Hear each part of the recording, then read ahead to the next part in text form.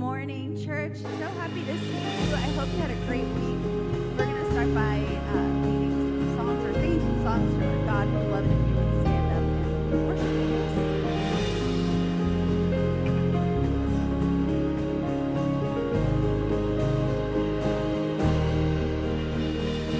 Water you turned into wine.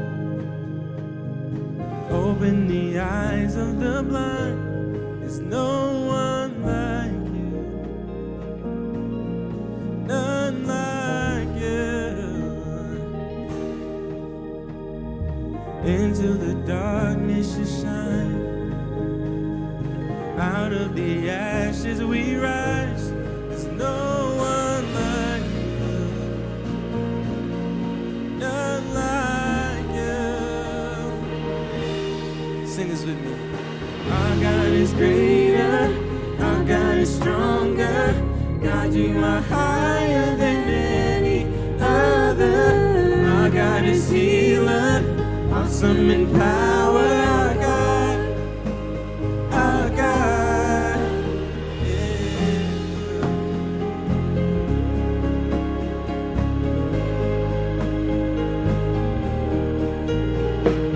Into the darkness you shine. Out of the ashes we rise. There's no one like you, none like you. See, our God is greater, our God is stronger. God, you are higher than any other. Our God is healer, awesome in power. Our God, our God. Our God is greater, our God is stronger. God, you are higher than any other. Our God is healer, awesome in power. Our God, our God.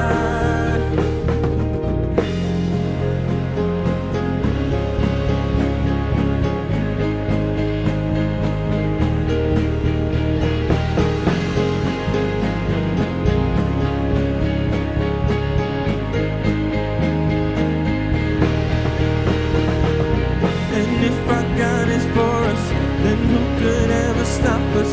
And if our God is with us, then what can stand against? And if our God is for us, then who could ever stop us? And if our God is with us, then what can stand against?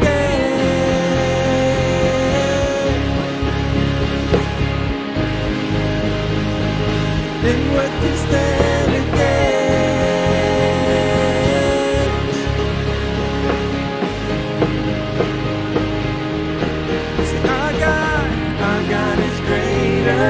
Our God is stronger. God, you are higher than any other. Our God is healer, awesome in power. Our God, our God. Our God is greater, our God is stronger. God, you are higher than any other. Our God is healer, awesome in power.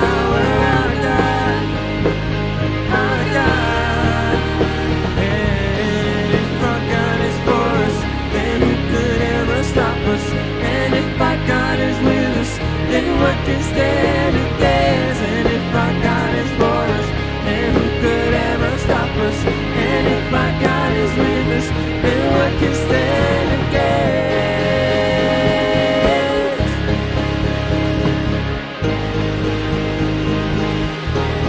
Stand against.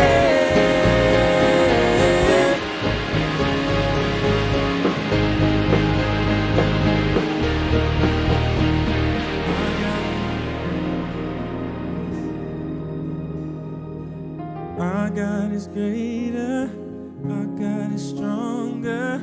Lord, you are higher than any other. Our God is healer, awesome in power. Our God, one more time, say, our God is higher.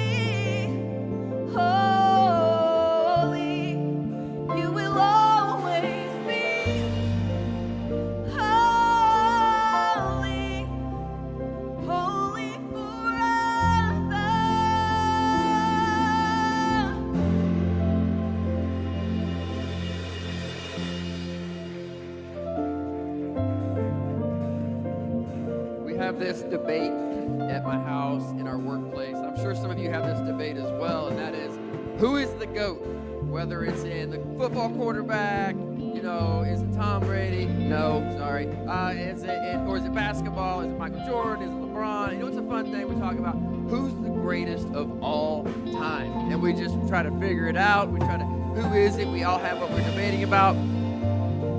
But when it comes to the number one GOAT, there's only one. And his name is above all other names. And he sits on the throne right now, and his name is Jesus. And he is holy forever and ever and ever and ever. And if you are his, if you have called on his name to be saved, if you believe that he is your Lord and Savior, one day you are going to bow before him. And we are going to sing this over and over again in reverence to him, our King, our GOAT, the one and only. He's holy forever. What he has done for us is made a way to be with him forever. So we praise him for that. We're so glad you're here with us today at Encounter Church. My name is Dallas. I'm one of the leaders here. Our lead pastor, Chris, is going to be up in a second to start a new series. I wanted to point your attention to something that you may have seen. You're wondering what it is. On the back of the seats, there's a few QR codes. And if you scan those, it can tell you, what you want to know about the church, different things. I particularly want to point your attention to the one that says Next, which is, if you scan it, it's going to take you to sign up for something that we need help in. This is a great way to start volunteering in the church, to volunteer to help other people. Every year we have what's called an egg drop. And what that is a helicopter flies over Memorial Park in Dedham, drops a bunch of eggs, and kids go out and pick up the eggs, and it's awesome. Thousands of people come to this. And sometimes I talk to people and I tell them, I'm from Encounter Church. They always say, what? Is that the egg drop church? Like, yeah, that's the egg drop church. And so to make this happen for thousands of people and to love on people, we want to show people who Jesus is by the way we love. We need help. We need experts. I didn't make that name up. It's really cool. It kind of seems like a dad joke, but it wasn't me. But we need your help. And there's so many different areas you can help in. It's an awesome day. But you can go to encounterchurch.com/expert to sign up to help on that day. We would appreciate your help. You can go ahead and have a seat, and we're going to play a video, and then Chris will be up in just a second to start our new series.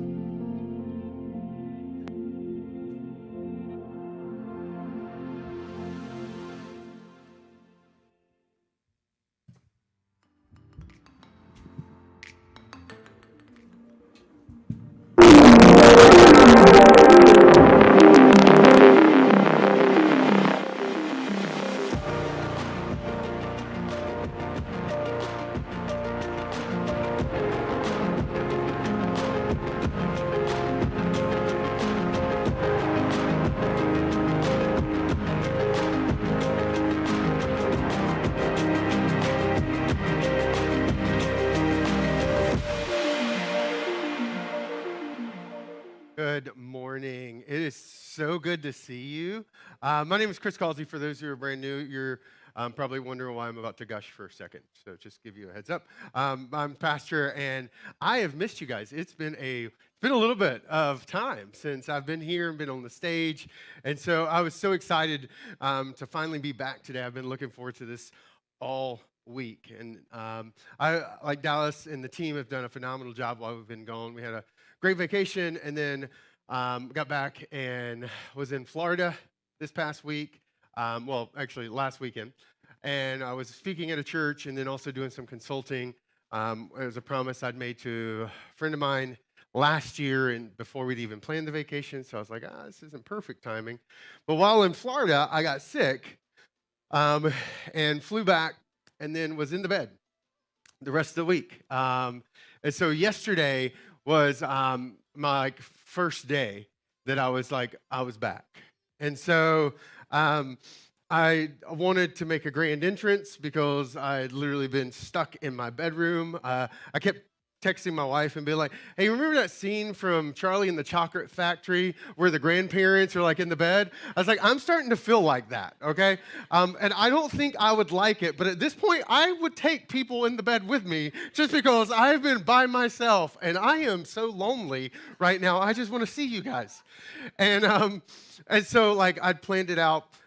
Saturday morning, I wake up, I'm feeling good. And so I put on a remix of Diana Ross's I'm Coming Out, and I start playing it on the speaker, and I come like sliding into the living room, and I just start dancing through the song for a little bit. And my son is rolling on the floor. He thinks it's hilarious. And one of the things I appreciate about my son Henry, he's 5, is in good and in bad ways, he is a lot like me.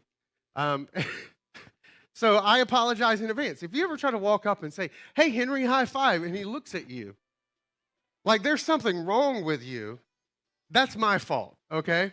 I learned how to human a long time ago, and he's still learning how to human, and he doesn't realize that, like, that's actually not nice. You should respond.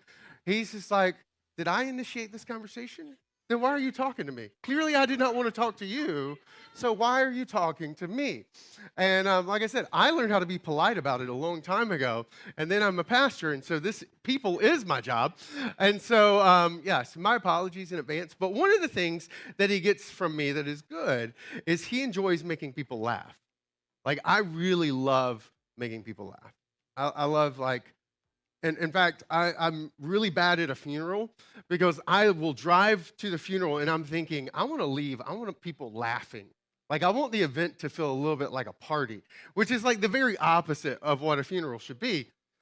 And I have vivid memories of all the funerals I've been to. And I walk out so, like, proud of myself when the last thing that happens before I leave is, like, the family's rolling in laughter. Because I just think that it's like one of the gifts of God is laughter and joy. I mean, think about you can make an entire living just standing on a stage making people laugh because we long for it and we're hungry for it. There's something about joy. There's something about that draws us in. And I mean, there's music industries built around, I got this feeling down in my, like, just like where you're like, oh yeah, where you're like, I feel that, and you just want to start moving. I'm coming out, like Diana Ross with the little remix I was having. Like, it's upbeat. And so one of the things that happens after dinner sometimes is my son will just slide away from the table, and he comes back with props. And he begins to go through this stand-up routine where he's imitating people. Now, the first person he always imitates, and my mom's going to shoot me for saying this, is my mother. But he does it in a way that he knows he can just, like, ham it up and get her to laugh. And so he does it more with her than anyone else. So he comes in, and my mom, she's not that old, she's not decrepit, but he comes in, and he's like, oh, hold on a second, I gotta pee. And he'll do it like 3 or 4 times. Like, my mom's always got to, like, urinate or something. And then he'll walk back in and he'll fall dramatically. And he'll be like, my bladder or some other internal organ. I mean, it's just like sheer ridiculousness. And we're like laughing and then he'll pick on my daughter, who's a teenage girl. And he will nail that imitation. I mean, straight up nail being a 13-year-old little girl. And then, or young woman, let me say it that way. And then he'll pick on Jenny, my wife, and then he'll pick on me. And I'll sit there, and I'm just kind of in awe of him.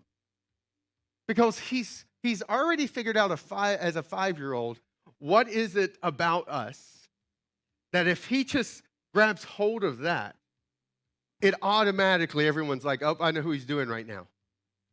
Oh, I know what family member that is. He picks up on it. And it's actually quite insightful. As my son has realized the very distinctive kind of nature about human beings is that you and I, we all have a way. We all have a way of doing things that's unique to us. We have ways of saying things that are unique to us. And that's what makes a good imitation. Is they grab hold of whatever it is that's really distinctive, that way, whether it's the way we speak, the words we say, the mannerisms that we have. And if they nailed it, they got it. And what I wanted to do over the next 6 weeks was to take us on a journey that in some ways what my son has realized is actually rooted in the very nature of what it means to be human, but it's also a really insightful key to understanding Christianity. And as a church, what we wanted to do in the season of Lent, as we prepare and think and reflect leading up to Easter, is let's spend time with Jesus. Let's kind of double click on who he is and what he said and what he did, because that is the essence of Christianity. Without Jesus, there is no Christianity. And so that's what we're going to do over the next 6 weeks. And so in some way today, I want you to kind of know, today is an introduction to this journey. Today is an introduction to the thought process that we're going to be employing. But today can also be really helpful as we journey together. So to start the conversation, I want to take you to the most famous message Jesus ever taught. It's one that even if you didn't grow up in church, you're familiar with, at least conceptually, because all of Jesus' good lines are inside of it. It's called the Sermon on the Mount. Now, the thing about the Sermon on the Mount that's helpful to know, there's a lot of things, but one of the things is even the location itself was sort of significant.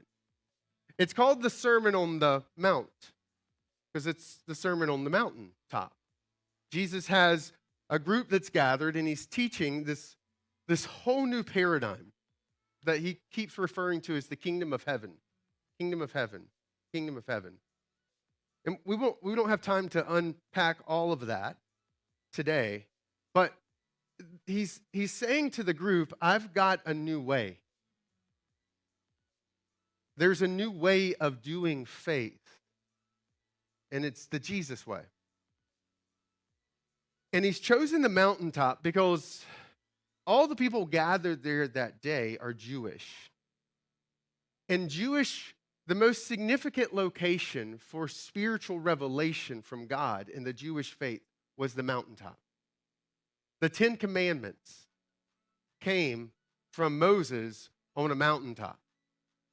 When they were about to enter into the promised land, and God was setting the stage and saying, I want you to be thoughtful about how you live out your faith. Choose today, right, between this, a life of blessing or a life of curse and curses. He does it from the mountaintops. And so it's not a coincidence that Jesus is delivering this new teaching, this new way on a mountaintop. He picks it on purpose to invoke that image. And he gets through the message, which is a really long message filled with a lot of really profound insights. And he starts to conclude it like any great speaker would. And his conclusions is 4 different images, paradigms, frameworks, however you want to think about them. But he gives 4 different distinctive kind of pictures. And I want to take the first picture that he gives, because the first picture he gives is really to set the stage for what he's about to kind of unveil to them over the course of his ministry. He says, enter through the narrow gate, for wide is the gate and broad is the road that leads to destruction, and many enter through it. But small is the gate and narrow the road that leads to life, and only a few find it. So this is the opening statement in his conclusion to the Sermon on the Mount. It's like he's taught on such a vast different collection of topics. And he's saying, okay, this was not just for information. What I've told you today was about transformation. And so here's my invitation. Enter through the narrow gate. And he lays out a path for them of 2 distinctive roads. And he's using imagery that's not common in our day, but super common in his day. He says, enter through the gate. And the gate, you had 2 types of gates when you walked up to an ancient city. So ancient cities, the type of security that they had was walls. Really massive ones where soldiers could be kind of stationed up top. And you had 2 types of gates. You had the wide gate, which was attached to the very wide paved road or the like smooth road. And it was the gate that could be open where massive amounts of people could be let in to do business that day, because what would happen is the gates would open and the market would open, and the vendors for the market would come into the city from the countryside, and they would have their carts and their animals, and huge groups of kind of people would flood in. And so that gate was intentionally wide on a very smooth road. And then you had what was a pedestrian gate. And those were the gates that would be around the city that weren't made for carts. They didn't have a huge road attached to them. Those were for the individuals to walk through, just in the course of everyday business. Or it was maybe dedicated to soldiers coming in and out. It was kind of that special back entrance. And so Jesus is using this common kind of natural architectural, geographical layout of cities to paint the picture for people between what he's offering that day.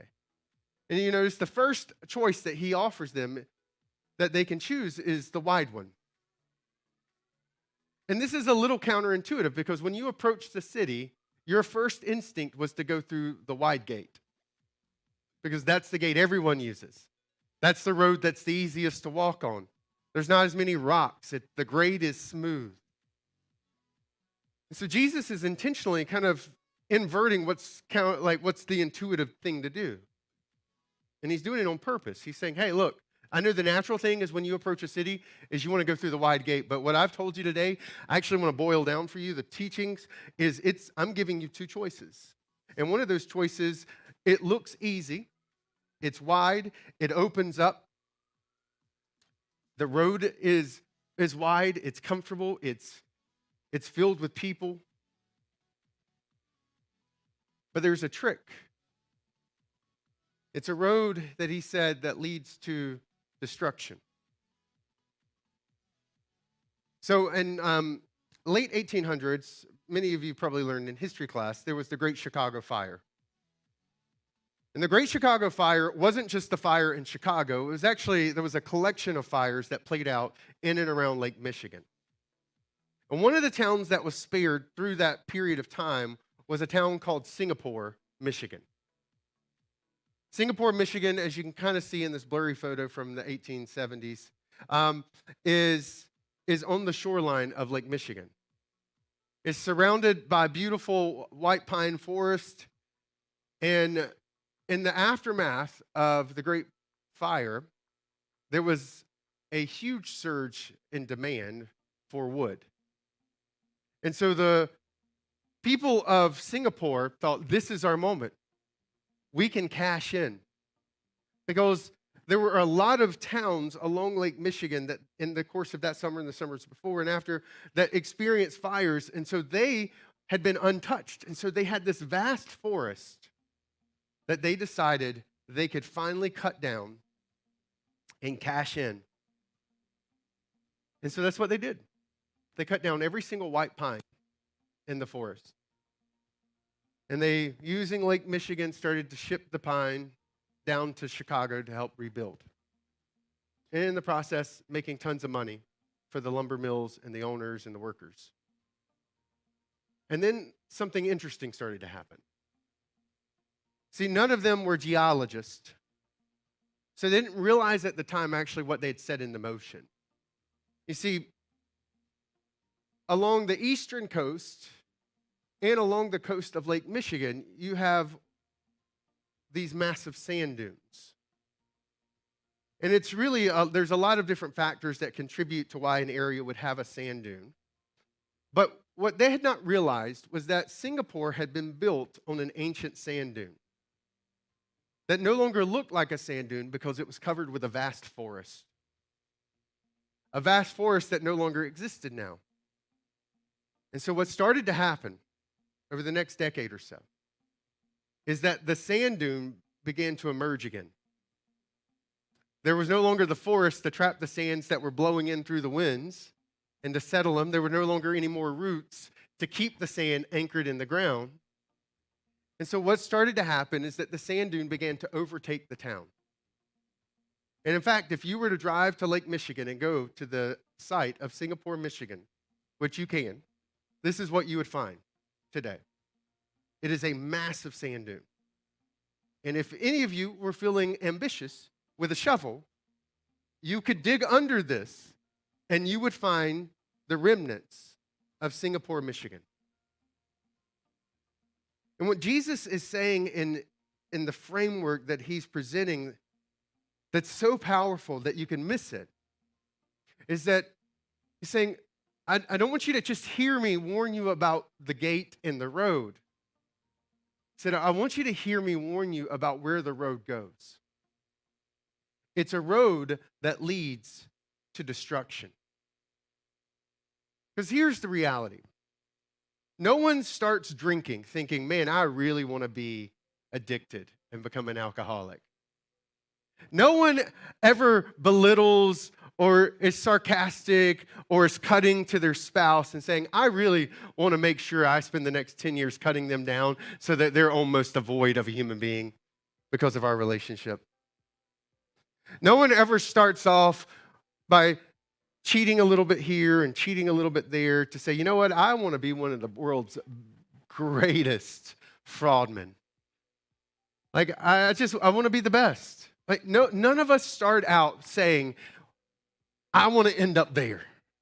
I want my marriage destroyed. I don't want to have a relationship with my kid. I want our finances to be in ruin. I want my health to be completely jacked up. But we undercut our ways every single day. It might be called Amazon. It might be called Oreos, right? It might be in the way we respond or don't respond. It might be in the way we escalate. It might be in the words that we choose. And what happens that Jesus wanted to warn us about is that we're really, really bad at seeing the end result of the choices we make, don't we? But we're really bad at it. We don't see in the moment when we choose to do something how when you add up all those little moments together, it becomes this momentous, massive, life-altering thing. And his warning is like, hey, when you make a decision, you're actually choosing a destination.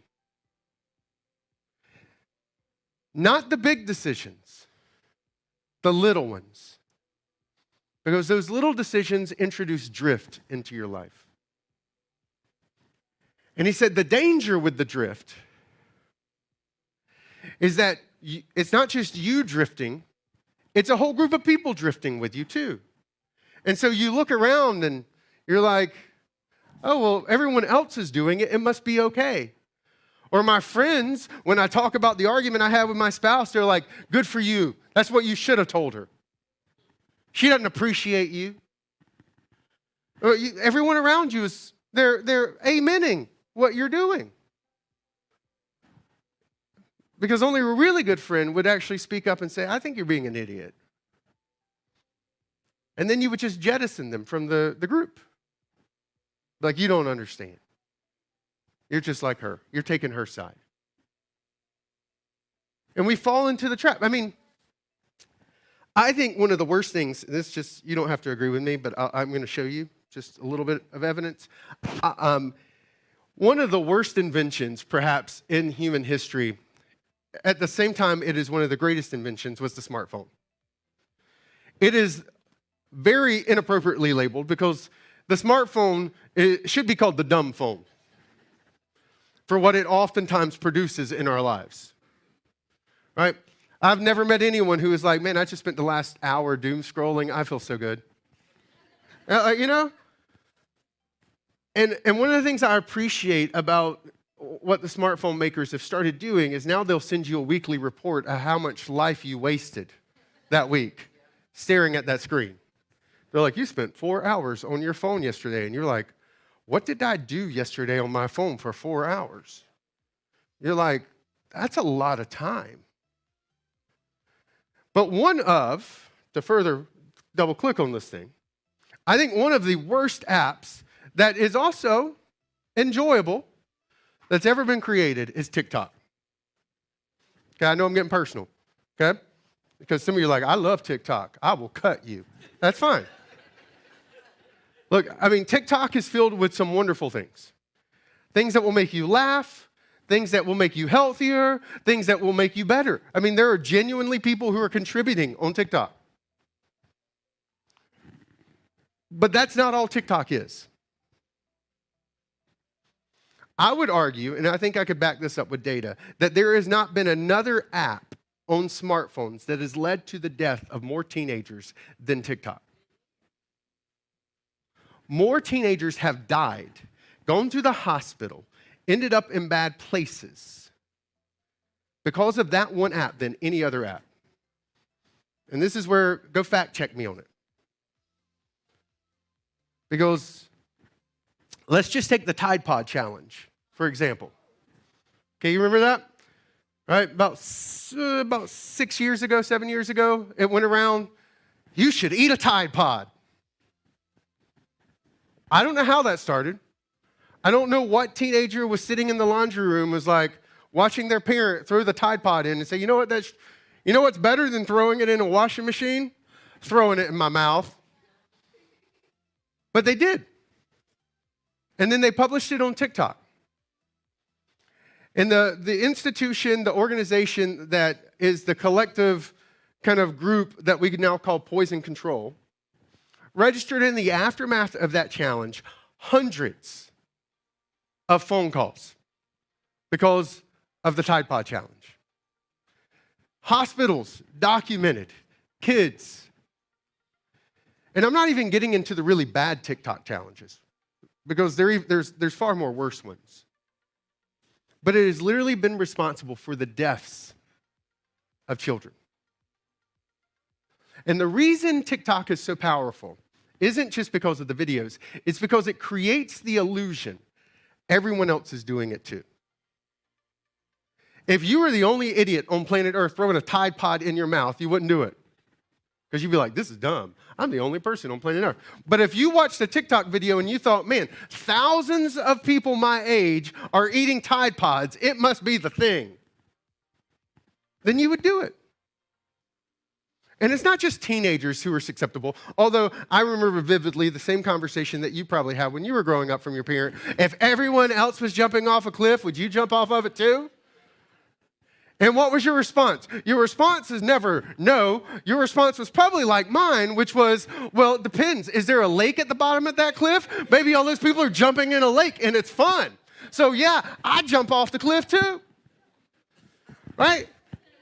Because that's what you do. You're pushing back. You're like, you're old. You don't know anything. As if they weren't once your age and did everything you've already done. Right? But that's not just a teenager problem. It's a us adult problem too. So many of the things that we take as just the norms of life, we do it because we see other people do it. I mean, if we were really being honest, how many of us has ended up on vacation in the places we ended up? Because other people were going there and you're like, oh, that must be the cool place to go. Because we're influenced by what we see the crowds doing. We're shaped by what we understand what the crowds are thinking. And that there are cultural beliefs. There's a study, I won't get super deep, I'll just kind of fly really high above it, but it's insightful. In that the study highlighted, people were brought the results of the study on skin cream. And they're like, which one of these, did the skin cream work or did it not? Based on the numbers that you see. And right before they were given that question, they had to fill out like a survey, a questionnaire about who they are and some of their skills. And what they found is that people who had, people who came from the sciences, mathematics, engineers, people who are in those kind of fields, typically did better with the question than people who came from other career fields. Because the essence of the question was mathematical. It was all built on ratios. Do you understand which one statistically is significant? But that wasn't the real experiment. The real experiment was right after that question, they were shown results from another survey study. But the trick was that it was a politically charged issue. Because part of the questionnaire asked you what political persuasion you were.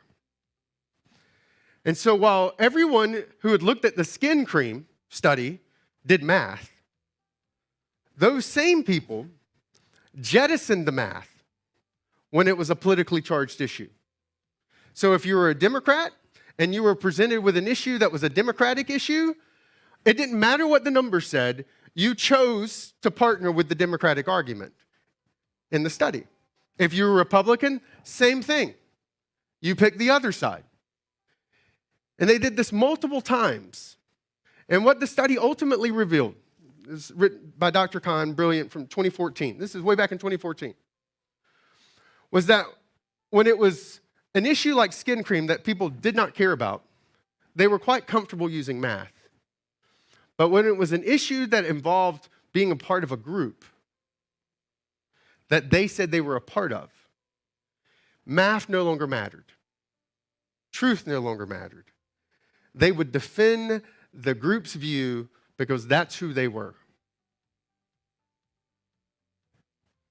And Jesus understood that one of the dangerous things that happens to us is that we end up on roads that take us to destructive places in this life and in the next.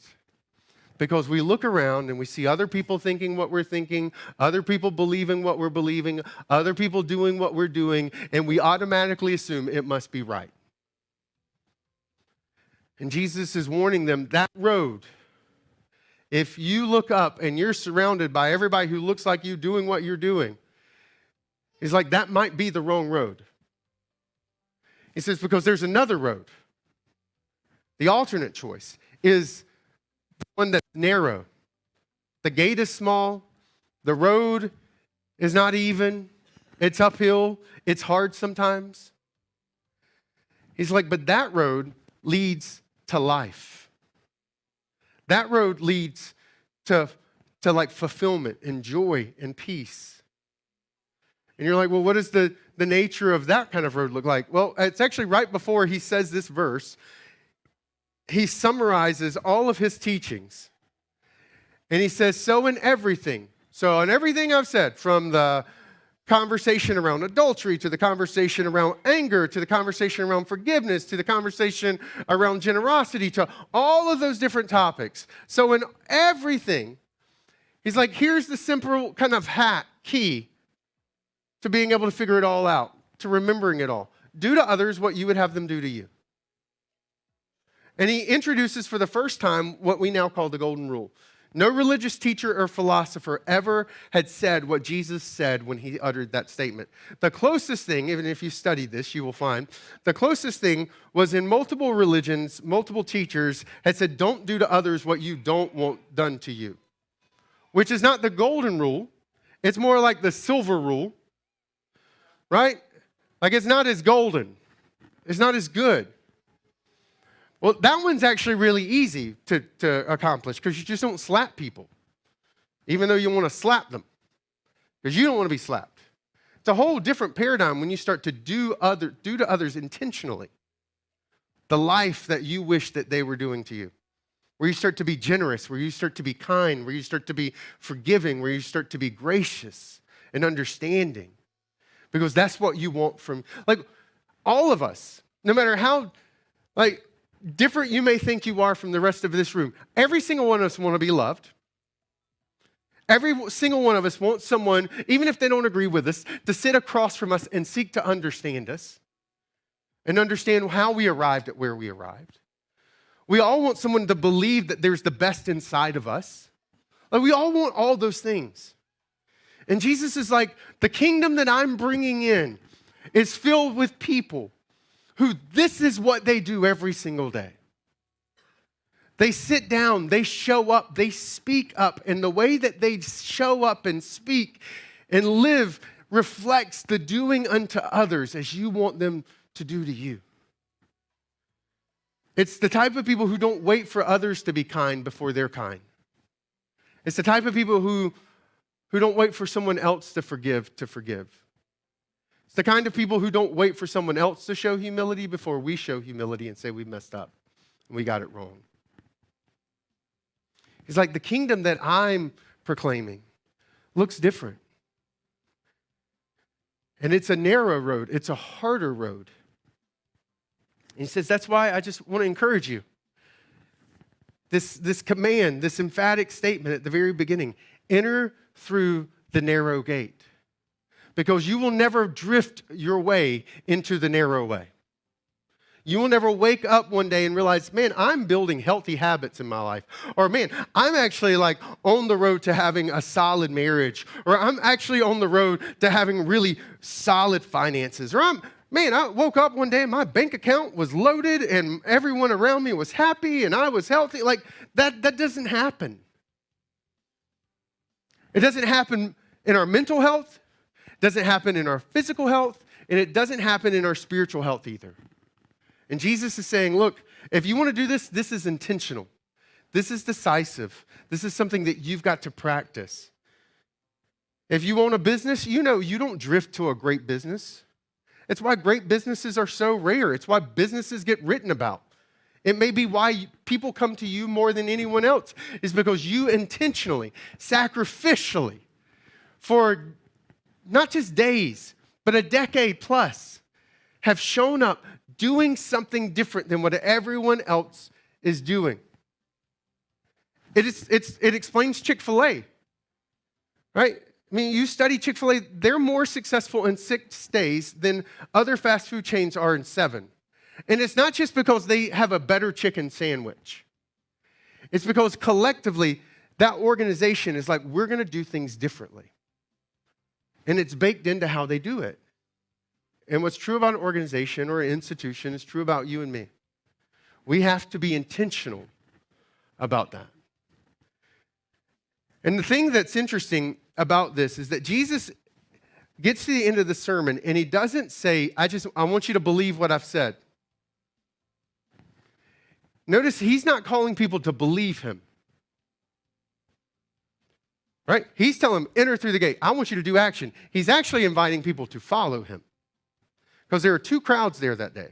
There is the group of 12 who've just been inaugurated as his new 12 disciples. So the Sermon on the Mount is really for them. It's not for the crowd that's also there.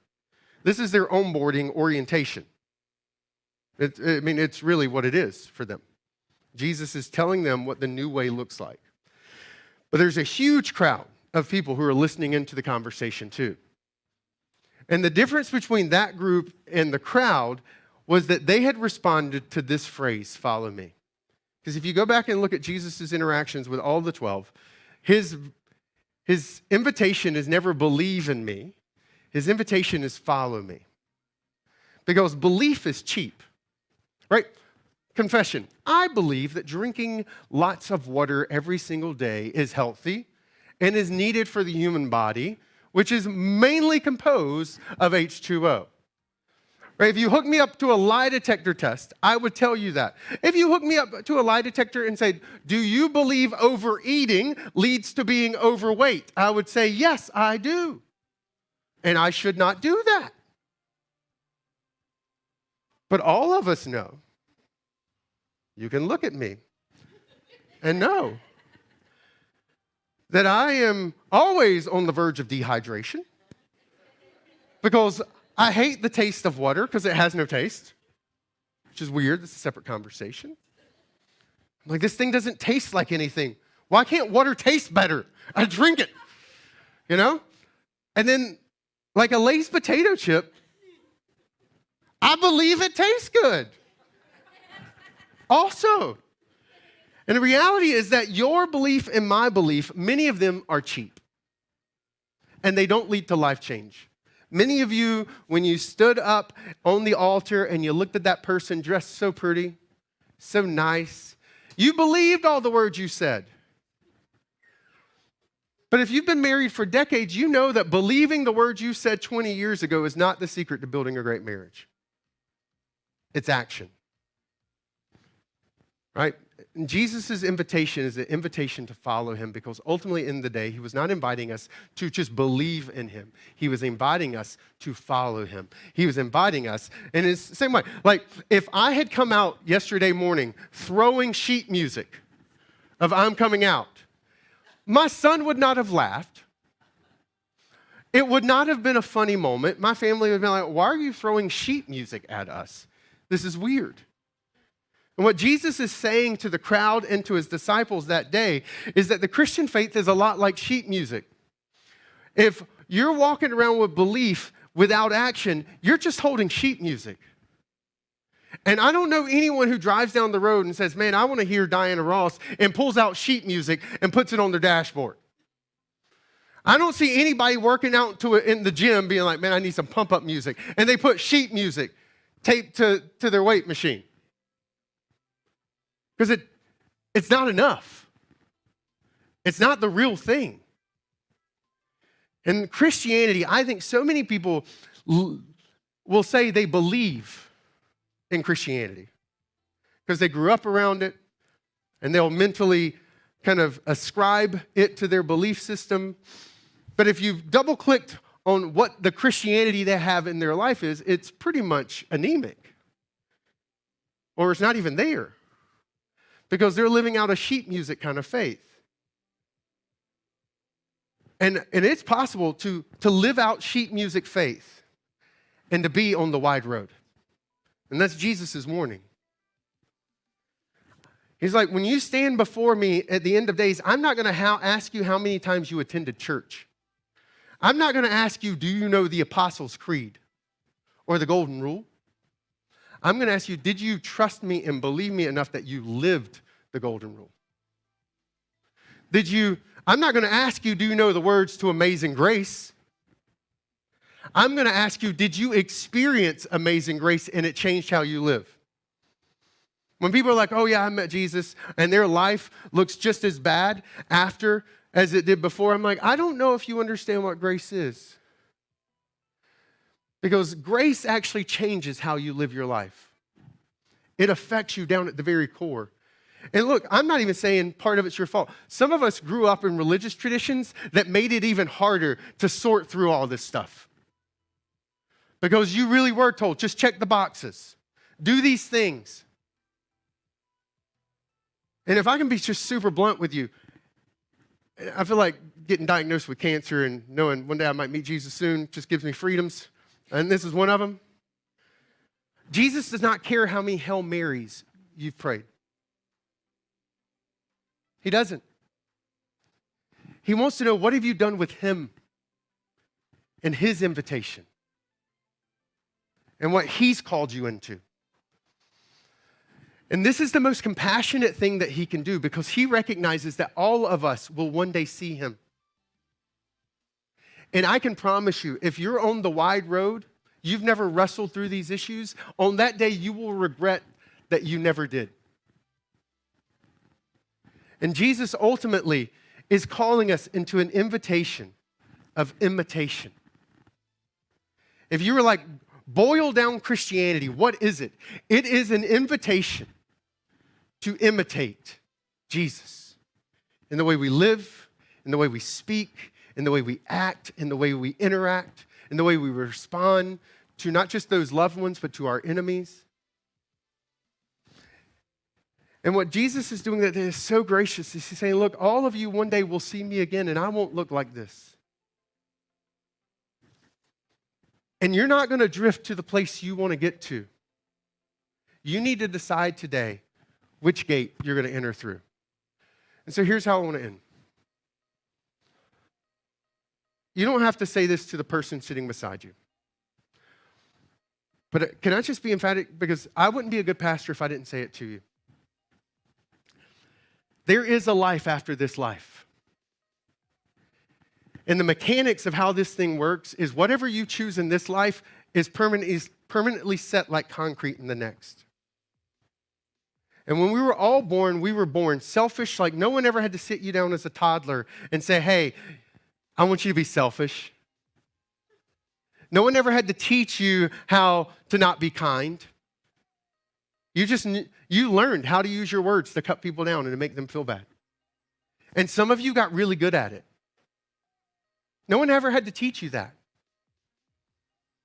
Right? Like, I could spend time, but we already know that. We already know how broken we are on the inside. And the question is not found in a self-help book. It's not found in a YouTube video that promises to unlock your potential.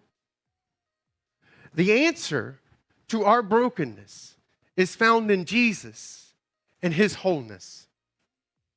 And what he offers to you and to me is this beautiful exchange of I will take how broken you are and I will give you the beauty of who I am. And in 2001, that's what I did. My life was broken. It was in shambles. No one looking at it would have known it because I had already realized that climbing to the top of the mountain and beating out others and being the most successful was an empty feeling. I mean, Tom Brady, probably one of the most honest things he ever said was after winning one of the Super Bowls, and he had this moment of introspection that I wish he'd have delved into, where he basically was like, I just don't know, there's got to be more. Because he's like, man, I've done it. I did it. And I feel like there's still more to do. And he never asked the question that he should have asked. Is like, well, maybe there's more. And the answer is not in another Super Bowl win or more money or more prestige or more influence. Maybe the answer is found inside of dealing with the thing that's actually broken, our heart. I mean, the things that you love about the Christians you've met that seem genuinely like Jesus was that the brokenness and who they were inside had been healed. And the things that you hate about people is just nothing more than the fruit of their brokenness revealed. The things that you hate about you are the things that's nothing more than the fruit of your brokenness revealed. And Jesus came to say, I've come to give a new way. A narrow way. And it's in following me, believing that I can heal what's broken on the inside of you. And that as you become more and more like me, who you were actually meant to be will start to come out even more. And the world will be a better place because of it. And that life is too short for us to ignore this fundamental question. And hear me, I am thoughtful about my faith. I did not arrive at this because I grew up in it and I was told to believe it. In fact, when I was in college, before I became a Christian, I thought Christians were stupid. I thought they believed in fairy tales. They oversimplified the world. And then I started studying it. And I've studied almost every major world religion and every major philosophical frame for life. And I arrived at Christianity in a very thoughtful way. And as someone who thinks about the afterlife so much more than I ever have before in this life, my urging for you is if you've never wrestled this thing called Christianity to the ground and what does it mean to you, do it. And so here's what I want to offer to anybody, just to show you how serious I am. If you go to encounterchurch.com/faith, there's a link on there that says, I have some questions. And here's my promise to you. I actually, while I was going on vacation and just kind of processing through things, I was like, I want to get together a group of people who don't believe what I believe, who were like me when I was in college wrestling through some of these questions, and give them a safe space to ask questions they've never been able to ask. Because you probably are like me. Sometimes Christians get asked questions and they get defensive. And they don't respond thoughtfully. And I want to give you a place to do that. I'm not going to judge you. I'm not going to say that's a stupid question. I'm going to say that's a great question. And the only thing I request is that you come open-minded. If you want to come trying to bait switch me, that's great. That's fine. We can argue. But I don't want to waste my life arguing with you if you're not actually open to reconsidering what you think. My life is too short, and yours is too. And I don't play those dumb games anymore. But I will argue till I'm blue in the face with somebody who really genuinely wants to wrestle this thing to the ground. I'm not asking you to believe what I believe.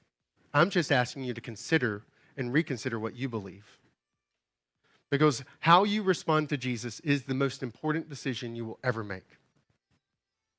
How you respond to his invitation is the most important decision you'll ever make. And I can promise you, as someone who's been walking with him now for almost 24 years, it is the best decision you'll ever make.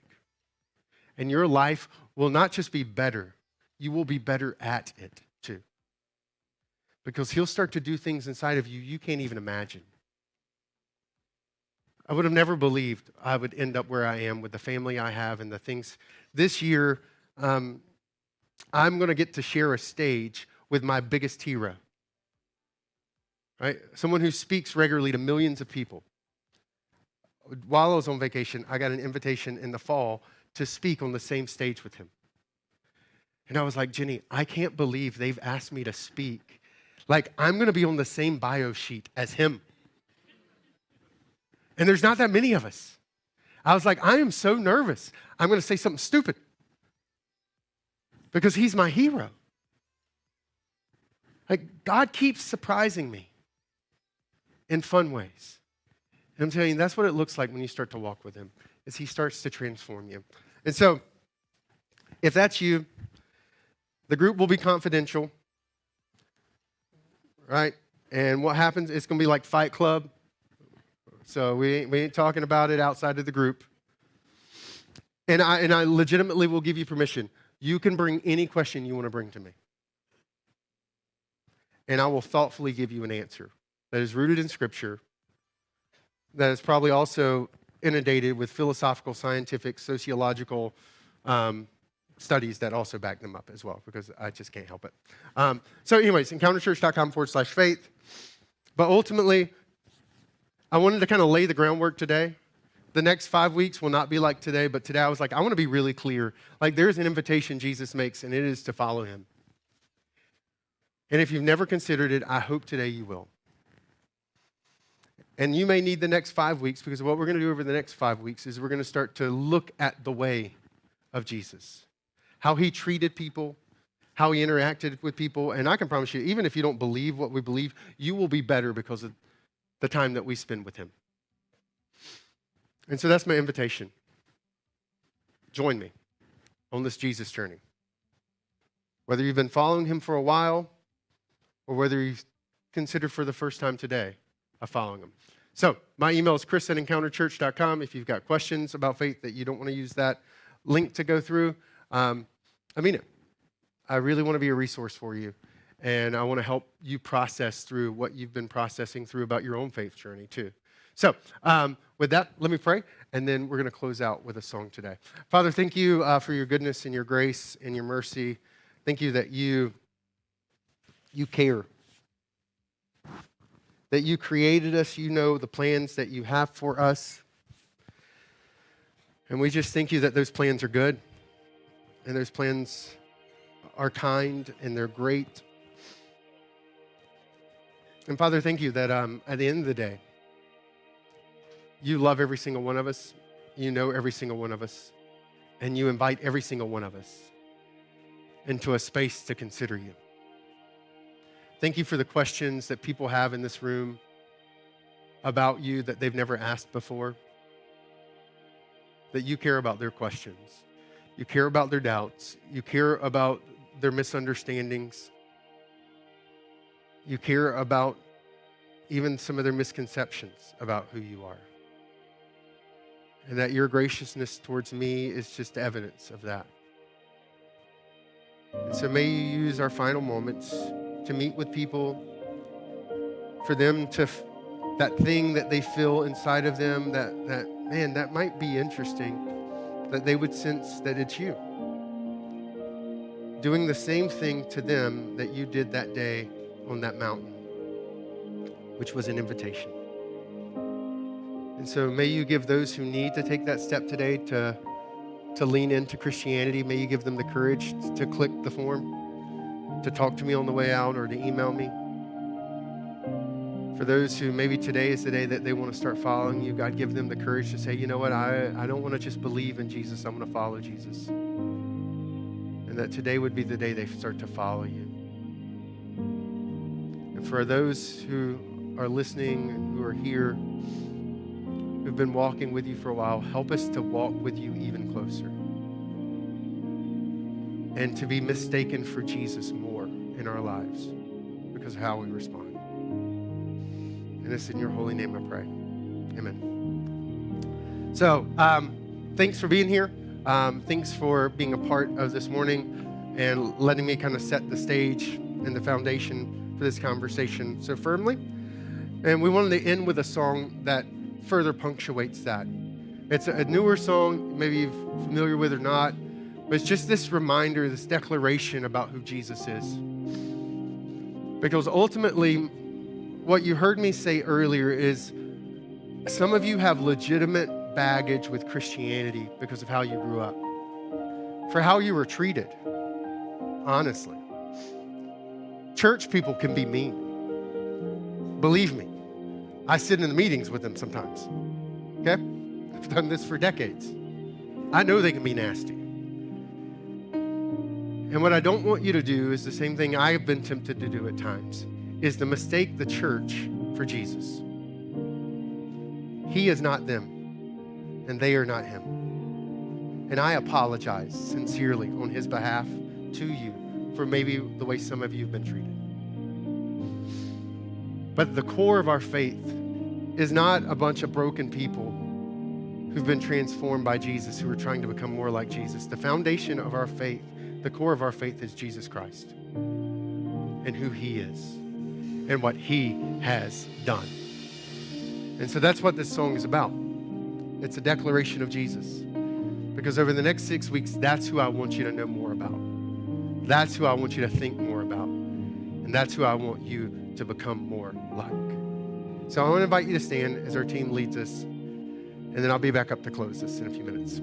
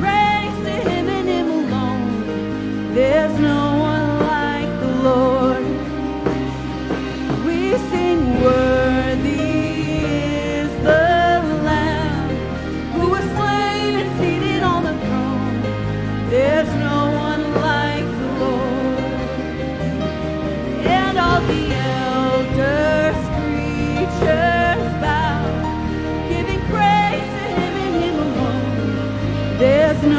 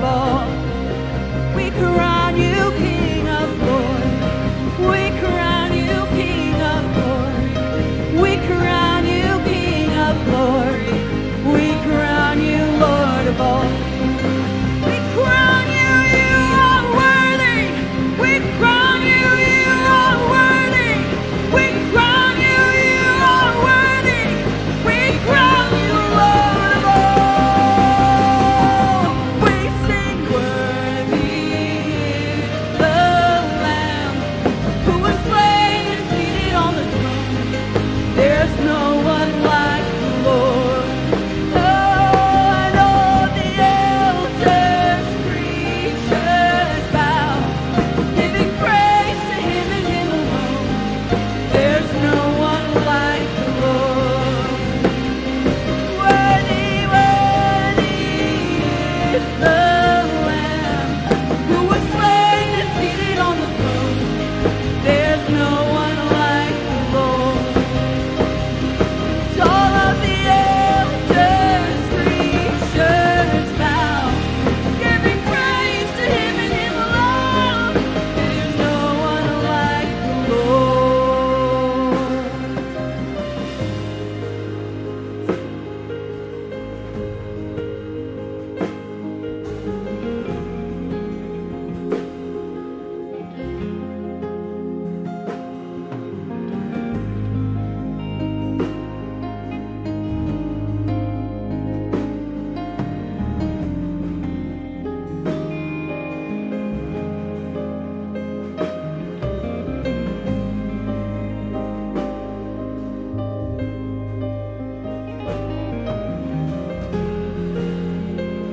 So I hope in the moment of this song and some of the intentional reflection that you just got a sense that He's bigger than maybe what you've ever considered before.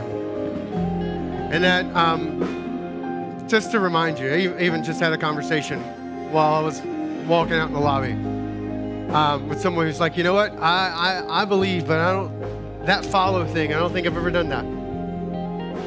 And I share like what he said to me as an encouragement to some of you to like, make today the day. Don't go to sleep tonight without filling out that form, without sending me that email, because you're not promised tomorrow and neither am I. And He is worth the investigation. He is worth the conversation. And it is not just this life, it is the next life that's at stake. And so I hope that if that's where you are, that you'll respond that way. Because I'd love to have that conversation with you. It's one of my like greatest privileges, quite honestly. And then just a reminder what Dallas said, in about a month, we're gonna be kicking off the egg drop. And so we would love for you to be a part of that. That's one of the ways practically we show up and show Jesus to our community. And so you can do that through the next form. If you were new, and I'd love to meet you before you head out. I am not near, I was gonna say I'm not nearly as sweaty, but I will be as sweaty then as I have been on the stage today. But I am not scary. I'm just, like my kids will tell you, I'm just a big teddy bear who has no hair, okay? And so I hope you've had a great week. I look forward to seeing you back here next week as we continue our series, The Way of Jesus. God bless you.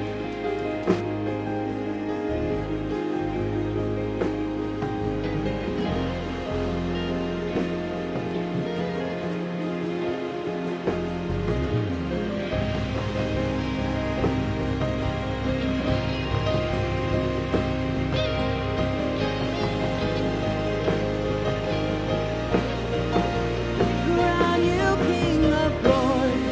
We crown you King of Glory. We crown you King of Glory. We crown you Lord of all. We crown you, you are worthy.